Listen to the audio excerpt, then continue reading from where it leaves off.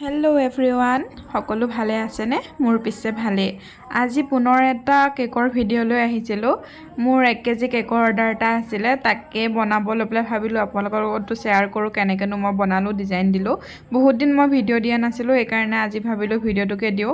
মানে কেকটো বনাব লৈ পেলাই মোৰ ডিজাইন একো মনতে অহা নাছিলে, আৰু মানুহে যেতিয়া ডিজাইন দি নিদিয়ে ন, কয় যে আপুনি ভালকৈ বনাই দিব বুলি, তেতিয়া বহুত প্ৰব্লেম হয়। কি ডিজাইন দিলে মানুহে ভাল পাব, কিবা মই ডিজাইন দিলে বা কিবা বেয়া পাব নেকি, এইবোৰ ভাবি পাছত ভাবিলোঁ চাওঁচোন নতুন ডিজাইন এটাকে ট্ৰাই কৰি পেলাই।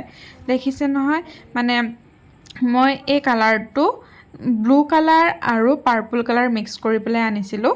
এই কালাৰটো মই ছাইডত এনেকৈ দি দিলোঁ। দিয়াৰ পিছত মই ভাবি আছোঁ এতিয়া ডিজাইন কি দিম, মোৰ ডিজাইন একো মনলৈ অহাই নাই। দিলোঁতো নহয়, কিন্তু কি ডিজাইন দিম ভাবি পোৱা নাছিলোঁ। তাৰপিছত মনত যি আহিলে তাকে দি দিলোঁ।